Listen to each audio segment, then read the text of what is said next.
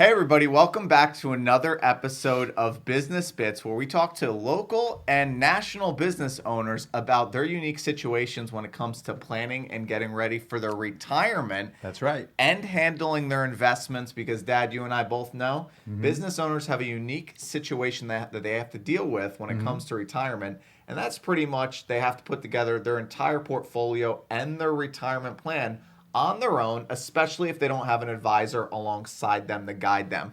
Very true. Exactly. So we're going to talk a little bit today about the second tip in our... Bit number 2. Yeah, we're going to talk about bit number 2 in our West Palm Beach Business Owner Report. Okay. And that is asset protection, because I know last episode we talked a little bit about taxes. Right. And how really, at the end of the day, if you're making money, it's not about how much you necessarily make. It's necessarily more about how much you can keep. And taxes are a big part of that. And Right. asset protection goes right into that as well. No doubt about it. You know, if you think about taxes under the Trump Tax Cuts and Jobs Act, we actually have historically low tax rates. That's a fact. But if you look at it, at a certain level of income, joint filers, husband and wife, when they prepare their 1040, their income, if you get above a certain threshold, can go from 22% federal ordinary income tax to 24%. That's a 9% marginal increase. But then the next bracket, you jump from 24 to 32. What's that? About a 40% increase.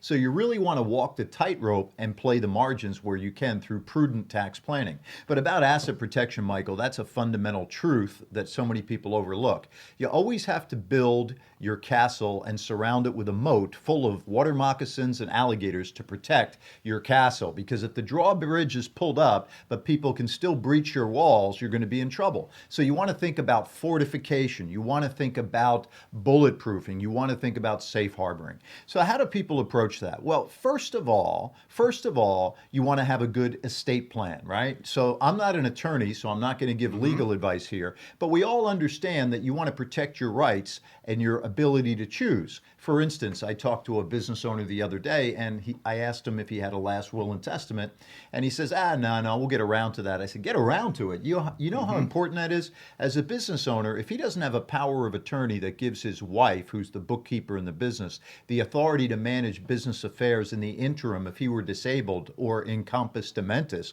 what's going to happen? She may not be able to make payroll. The business may not be able to sustain itself and move forward if he's in the short term out due to a medical leave and incompetent due to, let's say, an illness or maybe having a stroke, etc., and not being fully cognitively able to make his own decisions.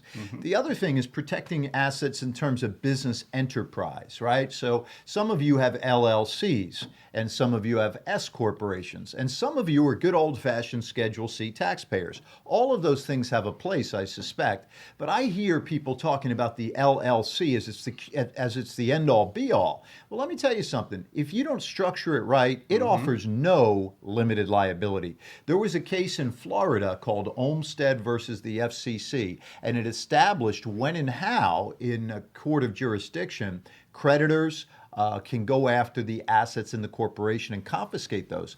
It was found wanting limited liability companies that didn't have at least 2 participating members and certain language, do you know what that language is, in their operating agreement to protect or preserve the assets. There are probably 90 to 95% of limited liability companies, just in my humble opinion, that may be terribly flawed and really not deliver robust asset protection simply because you didn't dot the I's or cross all the T's. So these are just examples, Mike. I could give you dozens of others, but at the end of the day, the whole idea of these anecdotal stories is to try to provoke your awareness, not to get you fearful, but to get you to take action and become more broadly and deeply literate about the issues, but also the alternatives that you can learn about, the truth as to how you can get better equipped to protect your assets. Yeah, I absolutely know for a fact that most of my young business owner friends think the LLC is the cure-all, and most of them structure it as a solo enterprise, so they don't really have that protection that they're really looking for at the end of the day, but they're misinformed because they don't have someone guiding them. That's exactly why we do these business bits. And if you have that situation, you should check with your attorney to make sure you're not overlooking something, right? Because rules come and go, and you want to make sure it's current and relevant. Yep. Well, outside of the LLC, Florida we know is a very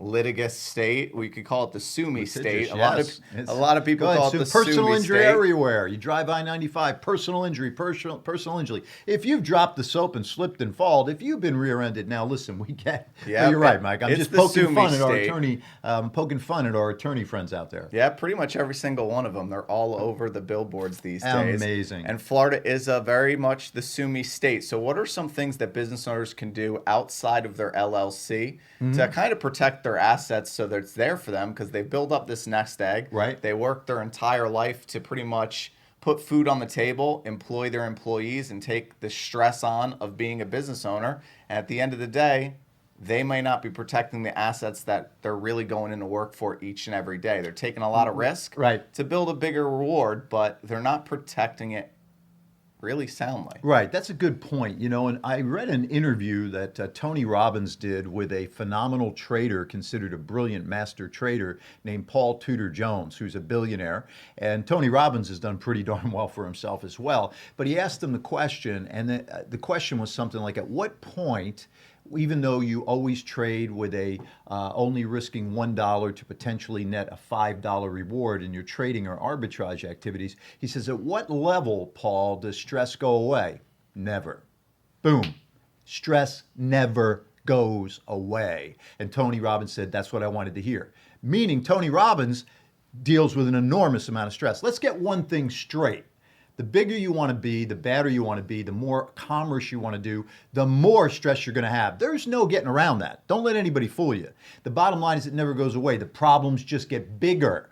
The dollars get bigger, all right?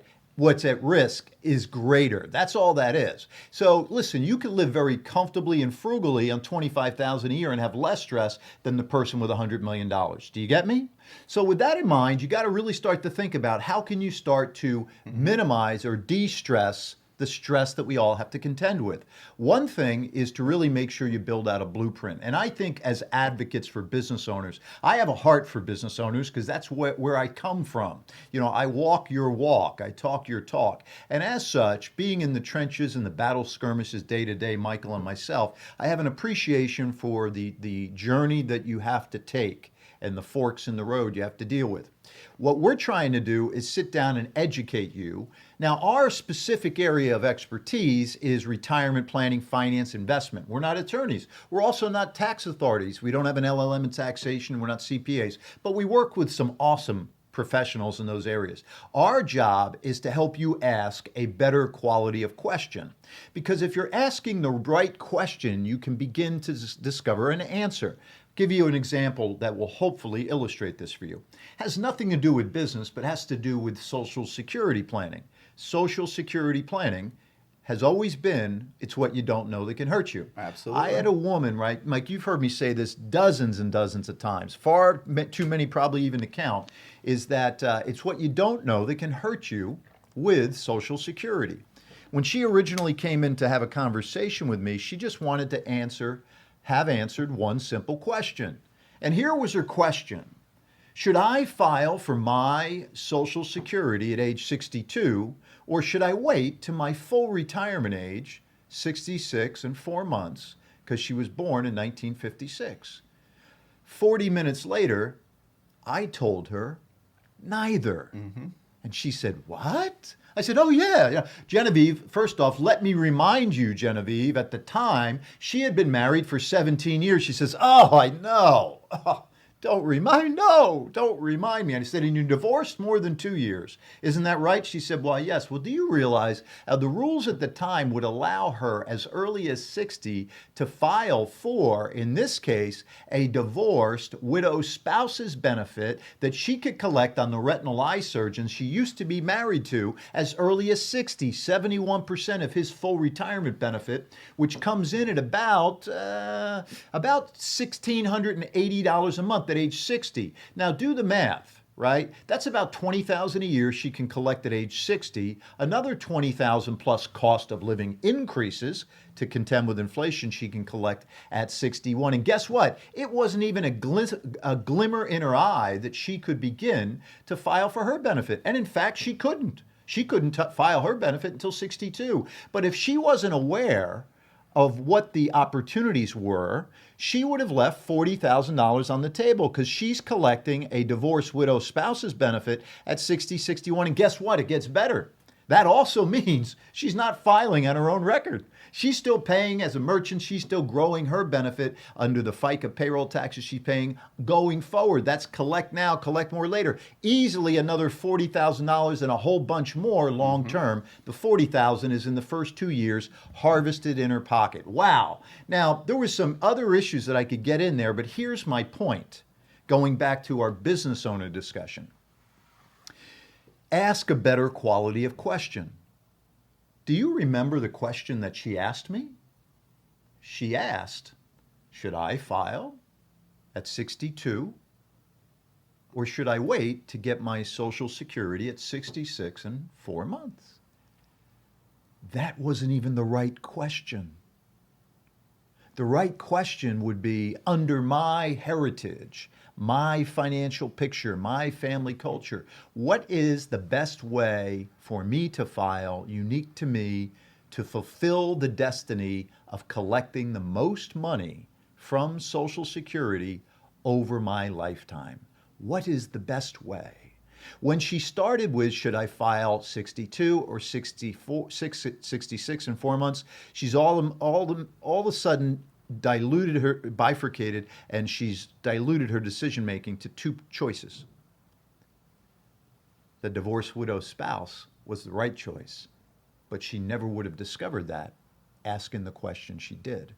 Very important. I would think, Mike, that one of our greatest gifts, and that we've certainly tried to curate and work with by building muscle and sinew on bone to really come under forcible growth, the persons that ask the better quality of questions on behalf of our clients, on behalf of you. Does that make sense? I mean, we want to help you ask better quality of questions. It doesn't guarantee you'll always have an instant path to solutions, but until you start asking the right questions, there can be no solution. Absolutely. And that's what we're really focused on in this program, but even more thoughtfully and at a real deep-rooted level in our advisory practice. Absolutely. And if you want to learn more, we're going to end the show on that. We're going to come back next week with 3 more. So you're going to have to tune in for the 3rd, 4th, and 5th part of our Business Owners Report. So if you want to know the 5 biggest mistakes that successful or affluent business owners make sure you tune back in. Or if you just want to learn more in the meantime, Dad, they can always go to businessbits.tips. So that's a really easy one to remember. Businessbits.tips. Make sure you check it on out. And until next time, we will see you guys again soon. Have a great day, folks. Peace out. Hey everybody, thank you so much for tuning in. Really appreciate it. Hope you enjoyed the videos. If you got some more free time, I know you do, make sure you check this video out right here. And if you don't like that one, make sure you check this one out too, or just watch them both. See you guys soon.